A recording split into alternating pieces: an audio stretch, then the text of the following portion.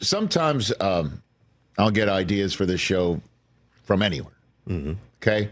I'll never forget Bryan Cranston, our guest, when he was here, told that story about the Seinfeld episode where he, as Dr. Tim Watley, took the hit of nitrous oxide before putting it on, Jerry. And that idea came from an electrician at the top of a ladder, right? And he said, best idea wins. So you've gotten ideas driving to work in the morning. I've sometimes done that, too.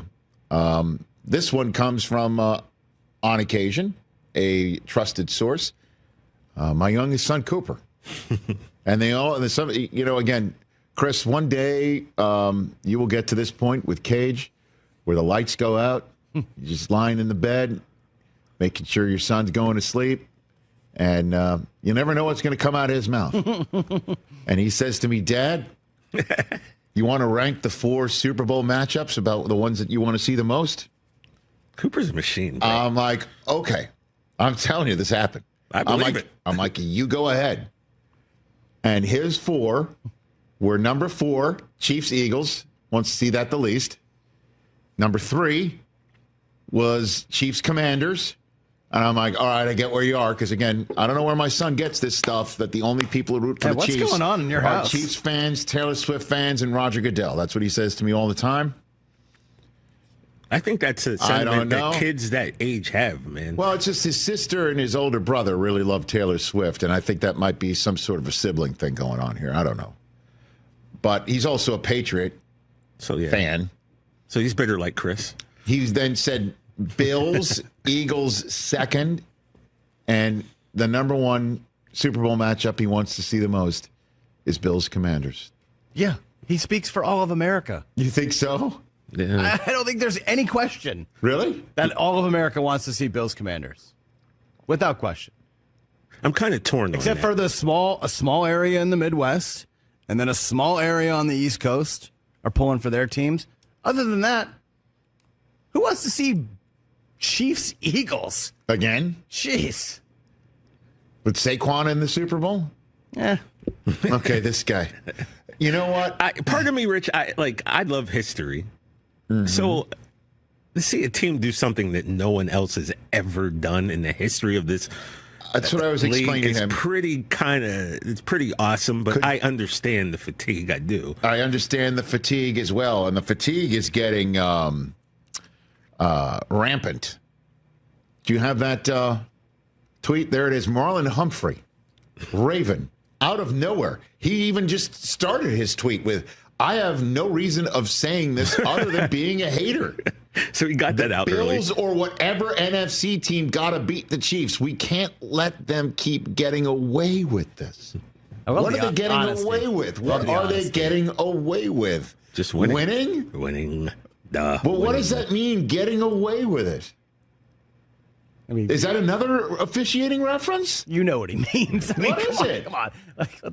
With all due respect, they're not that good. Let's not pretend. With all due respect, Marlon had his chance last year to stop this from happening. Yeah, didn't do it.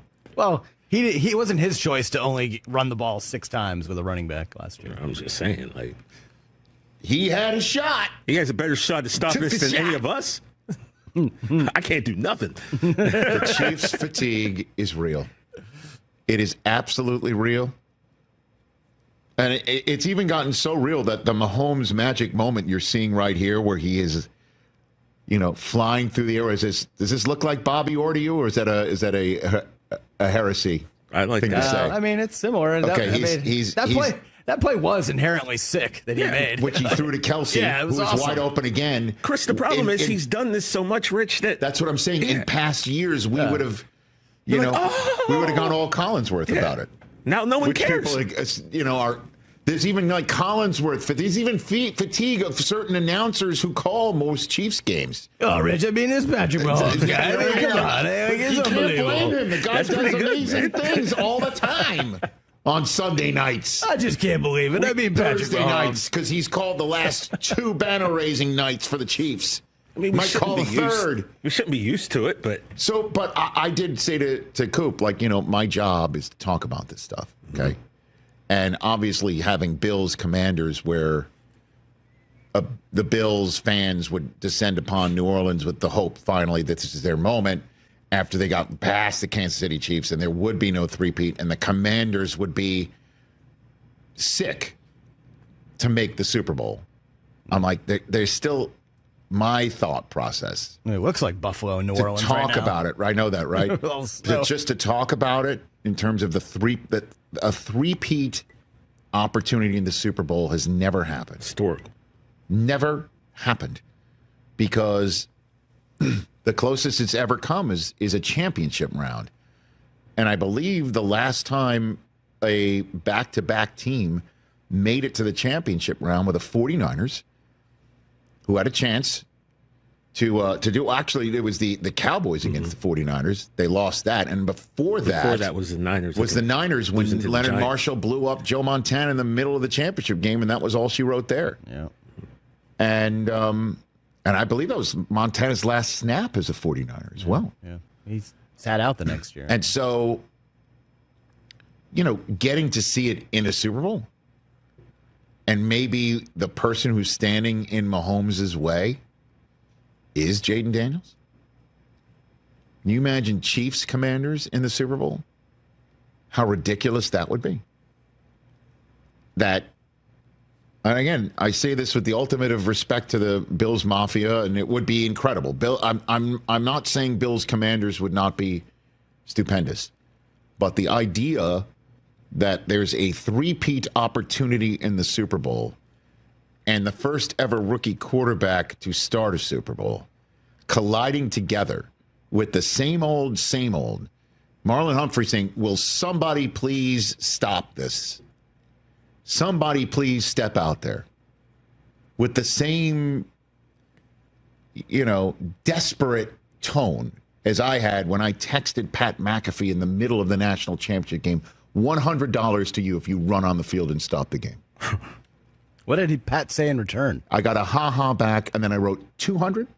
Oh, nice. Like I upped it. Well, good for you. Or upping the ante. Yeah, that's nice. You had to let them know it wasn't a game. Yeah. There's a certain desperation going on here. And of all the teams and entities to put an end to it, a rookie quarterback winning it all to stop it. The next iteration of franchise face, younger, successful, younger than you ever could imagine, as successful as anybody this age has ever been. And as Mahomes is now, as you know, eclipsing Brady Marks prior to age 29. Could you imagine if that happened? Right? Yeah. So I'm throwing that out there, as I'd like you, Chris, to throw it out to the people. It's up. Not only at Rich Eisen Show, but right here at 844-204-RICH, number to dial on the Infinity Sports Network, terrestrial radio, 120 stations coast to coast, Sirius XM channel 375, the Roku Sports Channel streaming viewing audience. And I know that TJ just showed he is, in fact, allergic to talking about the Eagles and Commanders making the Super Bowl, but you can't stop that train, sir. One of them's going to make it. I guess for show, the NFC East. For show content, this show should be rooting for the Eagles, right? Why? No. So Karl Anthony Towns can... Oh, that's right. Show up to New Orleans. Absolutely. Maybe get a band in. Yeah, that's what I mean. Maybe bring the entirety of the French Quarter with him. Right.